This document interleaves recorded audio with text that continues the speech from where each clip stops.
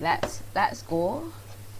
And all right, so in John Dalton is the scientist, and he would have made very useful insights when it came to the makeup of the atom and how and what the model that we have this today. So in 1807, John Dalton discovered the first set of useful information as it relates to atoms. And so his atomic theory is as follows. 1. All of the atoms are of the same element or the exact same. 2. Atoms cannot be broken down any further. 3. Atoms of different types of elements have different masses. And 4. Atoms combine to form complex structures. Now, based on what we know today, we know that a lot of these theories that we have here are wrong. Especially number 2, right? So we know that number 2 is wrong because, we know that number 2 is wrong because we do know that atoms can be broken down into electrons, protons, and neutrons. We know that all atoms of the same element are not the same because some elements have isotopes, wherein, for example, in hydrogen, we have hydrogen which has a mass number of 1 and hydrogen which has a mass number of 2 based on the number of protons within its shell, right? Atoms of different elements have different masses. That's correct, but it will also depend on the isotope, because the isotope of hydrogen, which we see having a mass number of 2, has the same mass number and the same mass as that of helium. Okay, but 4 is completely correct because atoms do combine to form complex structures, and those are the structures that we are now calling molecules, compounds, and stuff like that. So there have been some changes to Dalton's atomic theory based on the fact that not all of it was correct. In 1897, Thomson deflected cathode rays with both electric and magnetic fields. Alright, so you could want to do reading up on more of this, but this would have led to the Plum pudding model of the atom, and it was led to the discovery of the electron. So the Plum pudding model basically states that the element is a ball of positive charges. So a sea of positive charges, and it is surrounded, and inside of this sea of positive charges we have negative electrons, and those are just moving about in the sea of positive charge. Okay, so that's our Plum pudding model, which was developed in 1897. In 1900, Goldstein discovered protons, and this was after he observed the rays in a cathode. After he observed the rays in a cathode tube, and while they were traveling. Okay.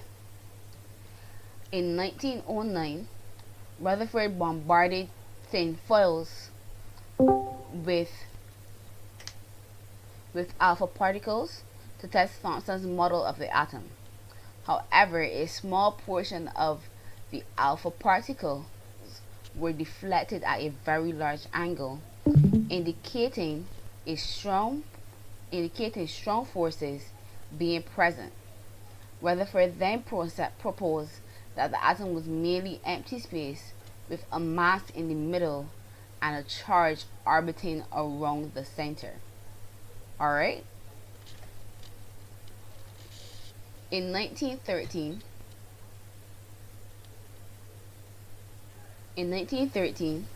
Bohr suggested that electrons have a certain energy, and based on the energy, the distance that it orbits the nucleus can then be determined. In 1932, Chadwick bombarded the element beryllium with alpha particles. This resulted in many high-penetrating streams of particles that could pass through centimeters of solid, and which were not deflected by electric or magnetic fields. And thus, because there was no deflection of these particles, because there was no positive or negative charge, he then discovered neutrons, which we all know have no charge. The atomic structure. So this is the atomic structure that we know now. Why beryllium? There's no reasoning as to why he used beryllium. I believe it is because beryllium is small and is not hydrogen, so it does have other shells, and you can see the interaction between neutrons, protons, and electrons. But there's no real reasoning that was stated in either of my textbooks as to why he used beryllium. Does that answer your question? Alright, so the atomic structure. The atomic structure that we know now has neutrons, which are neutral charges within the nucleus in the center, and these neutrons are there with protons, which have positive charges, and on the shells orbiting on the shells orbiting are electrons. So our atoms consist of protons, neutrons, and electrons, and the protons, neutrons, and electrons are referred to as subatomic particles. So as we go on in class, we'll see that I'll start referring to protons, neutrons, and electrons as subatomic particles, right? And that's because they are part of the atom, but they are not the whole atom, so they're subatomic, if you get me. Protons and neutrons are held in a tiny nucleus by nuclear forces, and the electrons orbit the nucleus. Alright, so the mass of each subatomic particle is measured to 1/12 the mass of a carbon-12 isotope. A proton has a positive charge, a neutron has no charge, and an electron has a negative charge. Bear with me. Hello?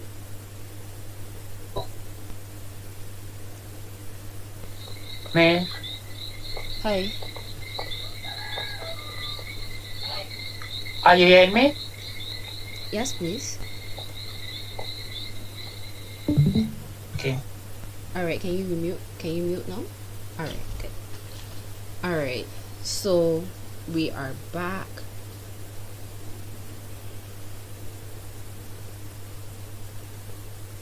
Alright, so we're back here.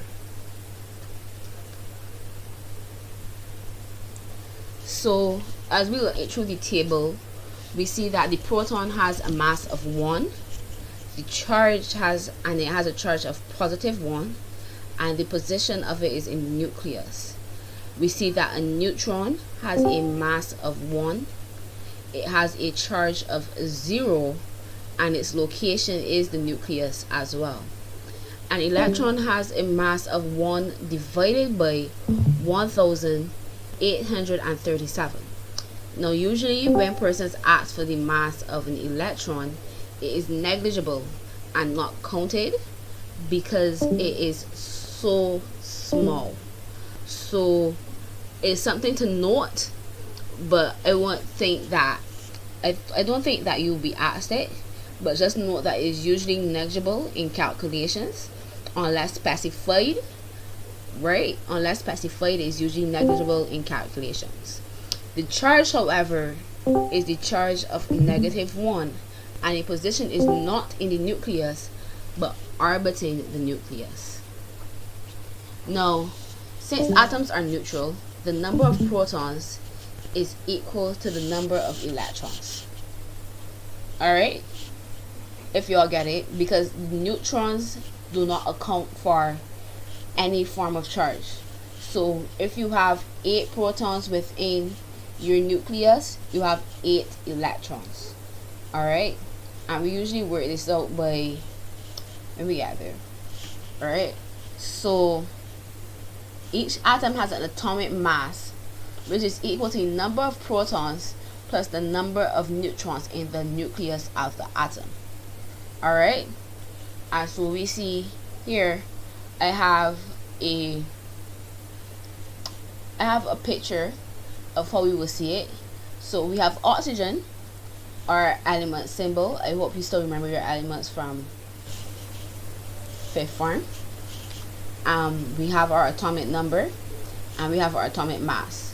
We usually determine the number of electrons by subtracting the atomic mass from we usually determine the number of electrons from subtracting the number of the atomic mass from the atomic number from the atomic mass.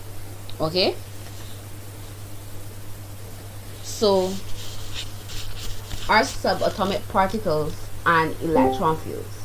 Now this is the part where you want to fully understand and you want to know that you understand, because each particle moves differently within our electron fields.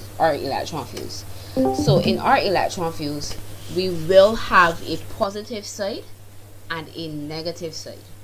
Okay, and we will have a positive side and a negative side.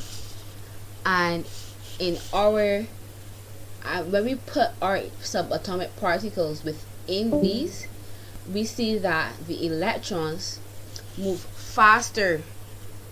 They have a higher curve when they're going to the positive side. No, it is a significant thing. This is because the electrons have a smaller weight, so they move faster. They're pulled better to from the positive side. All these different things that you could say, but just make sure that you know for a fact and without a doubt that when you draw, that your curve to the positive side is more, I don't know the word, I'm lost for the word at the moment. It shows that the electrons move faster. Your neutrons will be a straight line. Hi. A steeper curve. A steeper curve. Thank you. Right. Your neutrons will go straight through. This is because they have no charge. So there will be no attraction to either the positive or the negative side. Okay? And your protons will deflect to the negative side. And just remember that, remember we say opposites attract, correct? So the charged particles move away from the plates which have the same charge as them. Alright? The charged particles move away from the parts that have the same charge as them. The particles that are charged move to the parts that have the opposing charge as them, and the neutrons travel straight through without leaning, so it doesn't have a tendency to be closer to the negative side or to the positive side. It passes straight through the middle. And the electrons, because they have a smaller mass, are deflected at a greater extent. So this is the part that, because I did a short thing today, because this is the part that usually gets persons. Okay, subatomic particles and magnetic fields. So I want everyone to just, you don't have to show me, but I just want you to hold out your right hand. Correct? Put your thumb straight up, and that is your magnetic field. Okay? Put your index finger out. Sorry. Your thumb straight up, and that's your force. Your index finger out, and that's your magnetic field. And the way in which your third finger goes is your electric current. Okay, so as subatomic particles pass through magnetic fields, we see that when they're heated to a low voltage, they supply the electrons run from the tungsten filament, right? And they accelerate towards the magnetic cylinder and they produce a glow. So what we do is we use this, and this is when the north pole of the magnet is brought near the electron beams.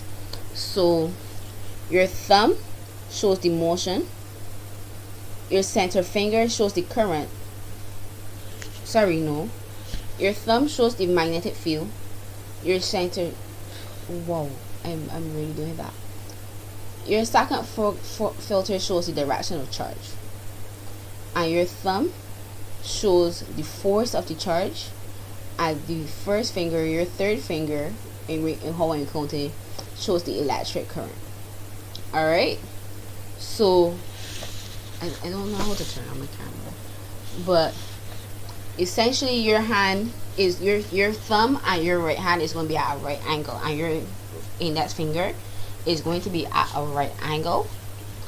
And so the question that I have here, let me not record this.